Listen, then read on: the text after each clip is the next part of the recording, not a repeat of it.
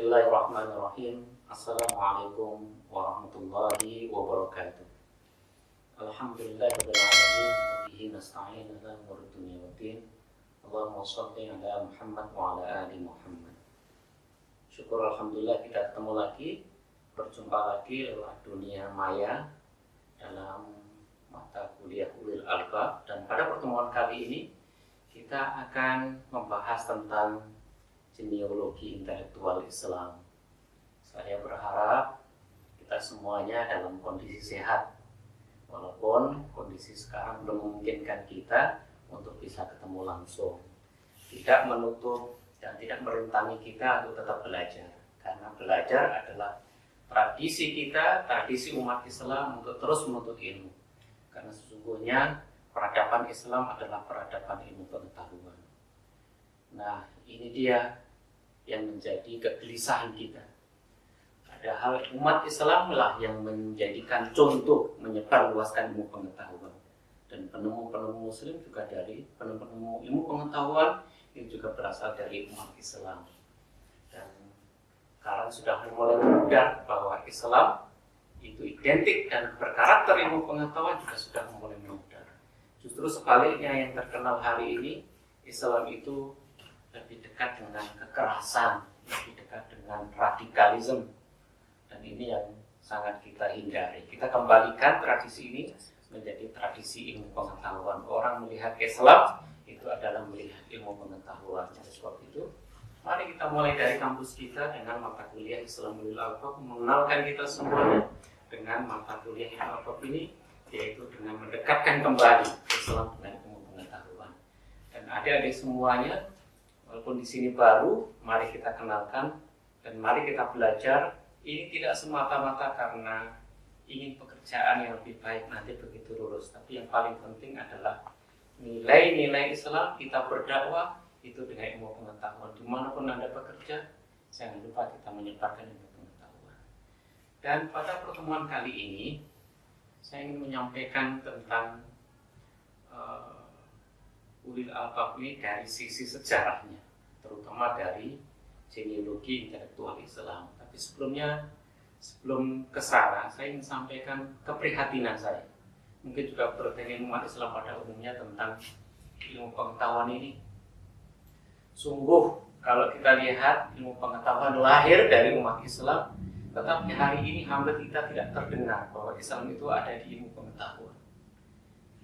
Lihat saja indikatornya dari saya lihat di yang terbaru, yaitu 20 universitas teratas menurut versi QS, Graduate System, yaitu salah satu lembaga yang memberikan peringkatan universitas terkemuka di dunia. Tahun 2020 saya melihat dari 20 universitas terkemuka tidak satu pun perguruan tinggi Islam ada di situ. Bahkan semuanya didominasi oleh Amerika Serikat dan United Kingdom atau Inggris. Baru ada satu perguruan tinggi di luar United States, Amerika dan UK, itu adalah di Singapura. Selain itu semuanya adalah negara-negara barat. Artinya apa? Ternyata hari ini kita melihat ilmu pengetahuan melekat pada dunia barat, bukan pada dunia Islam. Inilah rasa keprihatinan kita. Nah, kita coba lagi yang lebih sempit di negara-negara ASEAN saja.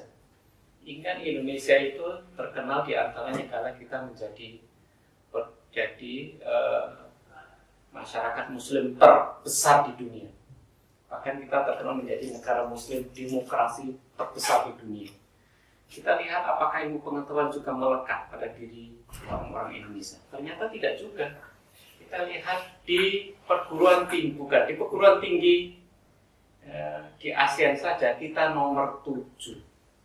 Masya Allah, nomor 7. Kita kalah dengan perguruan tinggi yang lain. Kita masih terbesar dari jumlah secara kuantitas, tapi kualitas kita juga masih sangat rendah. Ini cukup memprihatinkan. Kita coba lagi lebih menyempit lagi di Indonesia. Apakah perguruan tinggi di Indonesia ini pada umumnya itu juga mendominasi menjadi perguruan tinggi terkemuka di Indonesia? Ternyata juga tidak. Kita lihat saja dari 10 perguruan tinggi terkemuka di Indonesia. Adakah perguruan tinggi Islam di situ? Yang artinya yang identik ada simbol Islam. Itu semuanya kita lihat tidak ada. Yang ada UI, ada ITB, ada UGM, ada IPB, Airlangga, IPS, BINUS, ada Pajajaran, ada Diponegoro, dan ada Unibrow Malang. Dan tidak satupun di sini ada perguruan tinggi Islam yang menjadikan identitas perguruan tinggi Islam. Ini juga sungguh menyedihkan. Nah, sekarang kita akan lihat hal baru lagi. Ini yang kita akan coba lihat. Apakah perguruan tinggi yang ada di dunia ini, terutama yang bertenggara Islam, itu juga ada di Indonesia. Baru yang ini kita agak ada kegembiraan ya. Rata-rata ternyata perguruan tinggi terkemuka di dunia yang mempunyai karakter keislaman itu ada di Indonesia. Saya juga baru saja dapat informasi dari Departemen Pendidikan bahwa ternyata produktivitas ilmu pengetahuan, produktivitas publikasi ilmiah itu paling banyak juga di Indonesia. Penyumbang terbesar di dunia adalah Indonesia. Tetapi lagi-lagi kalau kita bandingkan secara global, kita masih jauh ketinggalan. Untuk itu mari kita sama-sama dari ulil albab ini membangun kesadaran bahwa Islam adalah sebuah peradaban ilmu pengetahuan. Ya, kita melewati dulu. Ini kita mulai dari kesadaran itu dari memahami sejarah. Dari mana kita mulai adalah kita lihat dari pendapatnya Profesor Dr. Harun Nasution, seorang sejarawan dari UIN Syarif Hidayatullah. Beliau profesor yang di bidang ini paling pertama ya, dan menjadi seakan-akan simbol keislaman, punya pengaruh besar terhadap perguruan tinggi Islam adalah Prof. Harun Nasution.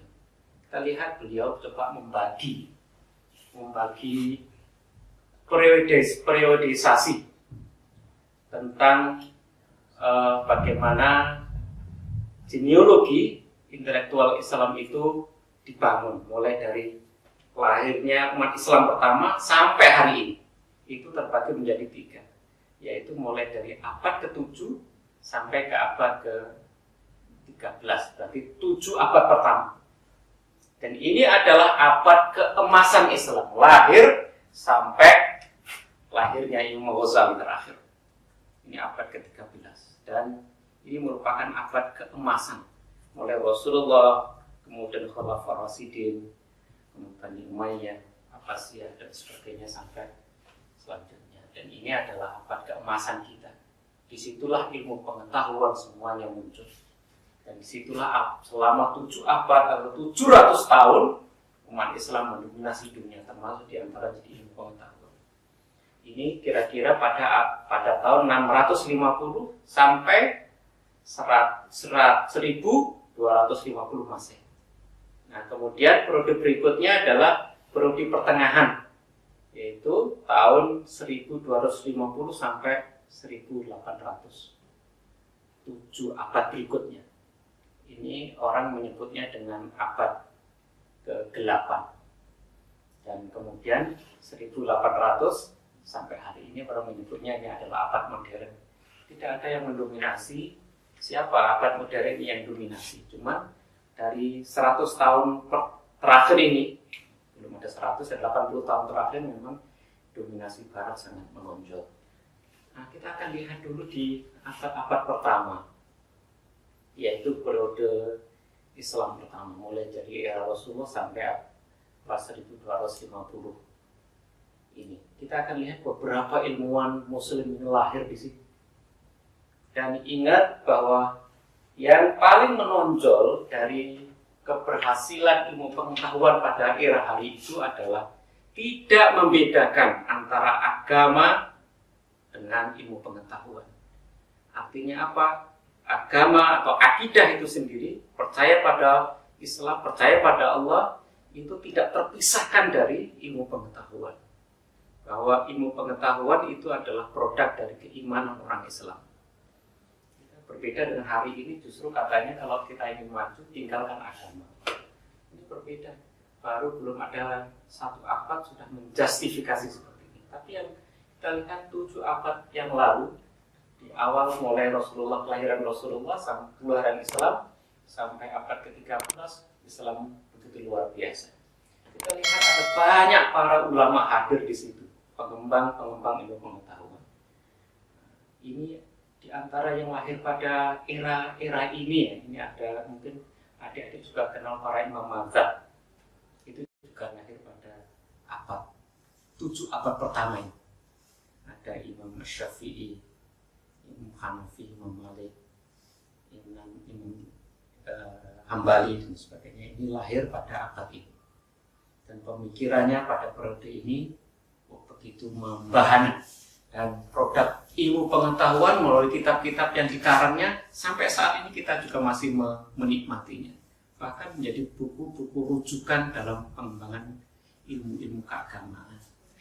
Dan ingat juga pada periode itu kenapa juga paling menjadikan ilmu pengetahuan begitu membahana, karena lahirnya para filosof itu di situ. Kenapa sebelum Islam itu begitu orang melihat ilmu pengetahuan lahir dari Yunani? Sebelum lahir ya, itu karena filsafatnya. Sehingga seakan-akan ilmu pengetahuan, ibu dari ilmu pengetahuan adalah filsafat. Begitu juga Islam itu lahir membumikan ilmu pengetahuan, itu juga diantara juga dari filsafat. Kita lihat pada era-era ini ada Al-Kindi 801 Masehi, ada Ar-Razi 865 Masehi, Al-Farabi. Kalau Al-Farabi juga seorang filosof, ahli filsafat 870 Masehi, Ibnu Maskawi 930 Masehi, Ibnu Sina 1037 Masehi. Mungkin adik-adik mengenal Ibnu Sina, seorang kedokteran, tapi ingat Ibnu Sina juga terkenal sebagai seorang ahli bidang filsafat. Ibnu Bajah 1138 Masehi, Ibnu Rus 1126 Masehi, dan lain sebagainya, masih banyak sekali. Dan hari ini produknya para ilmuwan muslim ini menjadi produk, kalau bukunya, publikasinya menjadi pegangan utama ilmu pengetahuan di bidangnya di seluruh perguruan tinggi barat. Dan pada periode ini kita akan lihat ilmu keagamaan juga begitu banyak. Artinya apa? Agama dan ilmu pengetahuan bersatu padu membangun peradaban Islam. Ingat, seperti pertama saya sampaikan, di sini kita lihat seakan-akan antara Islam dan ilmu pengetahuan tidak pernah bisa dipisahkan. Dan pada era siapa saja yang pernah hadir di saat ilmu pengetahuan itu menjadi ciri dari ilmu pengetahuan di agama Islam. Itu bisa kita lihat pada Umayyah I, yang pada waktu itu kita lihat pusatnya di Damaskus. Ya, kalau kita lihat Damaskus hari ini kira-kira ibu kota mana? Iya, Syria. Ya. Dan ini adalah pernah menjadi kota ilmu pengetahuan, juga peradaban Islam yang baik. Islam maju dimulai dari Damaskus. Yang kemudian di mana kita lihat orang melihat yaitu di Spanyol.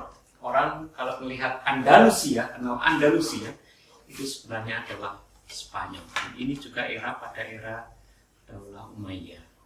Nah, pada di Damaskus kemudian kembali ke mana? Ke Andalusia atau Spanyol. Ini adalah masa keemasan dan lahirnya banyak ilmu pengetahuan. Lahirnya para pendiri-pendiri ilmu pengetahuan adalah pada era ini. Nah, kemudian kita akan lihat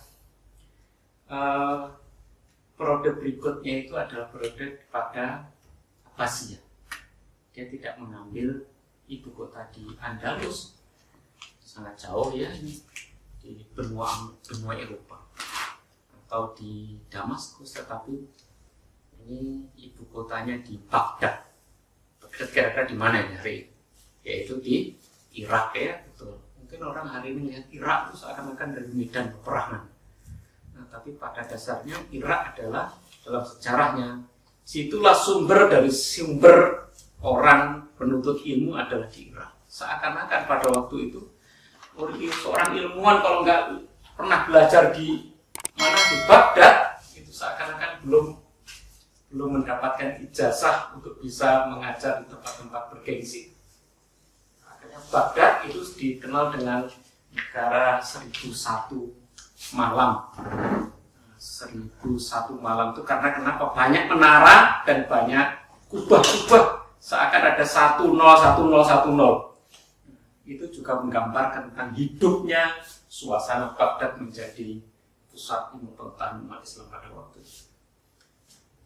Nah, kemudian kita akan lihat di pertengahan ya, Masya Allah, ini awal-awal kita menjadikan, orang menyebutnya adalah masa kemunduran, yaitu mulai abad ke-13 sampai ke abad 1800-an. Ini abad pertengahan. Bahkan Imam Ghazali menyebutnya dengan abad istihad tertutup. Artinya apa? Kita memproduksi ilmu pengetahuan, beristihad baru, itu seakan-akan sudah tertutup. Karena kenapa? Para ilmuwan banyak sudah tiada. Dan pada saat itu kita pada posisi sedang keterpurukan, banyak perang saudara, ekonomi sangat merosot, sehingga ilmu pengetahuan bukan menjadi pusat fokus pemerintahan saat itu, sehingga pada saat itu kita betul-betul merosot. Ini yang menjadi masalah. Bahkan istihad tertutup ini, pendapat Ghazali ini juga menjadikan simbol bahwa tidak ada lagi perkembangan ilmu pengetahuan. Masya Allah. Dan pada abad ini juga lah banyak kolonialisasi. Orang barat melakukan penyerangan di negara-negara Muslim. Orang Islam hanya ingin bangkit saja dari ekonomi saja sudah luar biasa. Dan ini juga mulai dari awal masa kebangkitan. Nah, yang terakhir, era modern ini ya, kita akan lihat pada abad ke-19 sudah mulai lahir baru bahwa membantah dari idenya Imam Ghazali bahwa istihad itu tetap terbuka dan pengetahuan tetap bisa dikembangkan kembali. Pada era ini disebut dengan era pembaharuan Islam. Dimulai dari mana? Dari Mesir.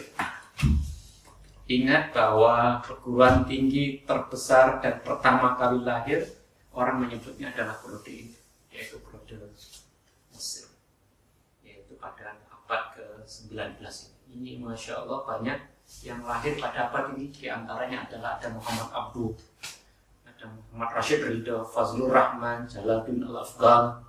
Ini beliau ini adalah pembaru Muslim pertama, menyadarkan kita semuanya kita bangkit. Dan kita akan lihat juga pemikiran Al-Ghazali juga menjadi diskursus pemikiran baru. Di antaranya apa adalah Al-Ghazali selalu berinteraksi secara ilmuwan dengan Ibn Rus yang pada saat itu ilmu pengetahuan yang pada abad pertengahan. Ini yang menarik. Ini sementara yang pertemuan kali ini, mudah-mudahan kita bisa berdiskusi lebih banyak tentang apakah betul hari ini kita tetap tumbuh. Kita lihat tadi dari di awal pertemuan kita lihat indikatornya sudah jelas ya. Kita perlu bangkit lagi. Dan yang sudah dimulai Muhammad Rashid Ridha, Al-Afghani, Fazlur Rahman sebagainya ini perlu kita lanjutkan. Jangan berhenti. Ayo kita kembali. Dan mata kuliah ini memberikan penyadaran kita, yuk kita belajar sungguh-sungguh dan kita mulai dari kekuatan iman dan takwa yang kita miliki. Terima kasih, ketemu lagi di pertemuan berikut. Assalamualaikum warahmatullahi wabarakatuh. Sekarang enggak.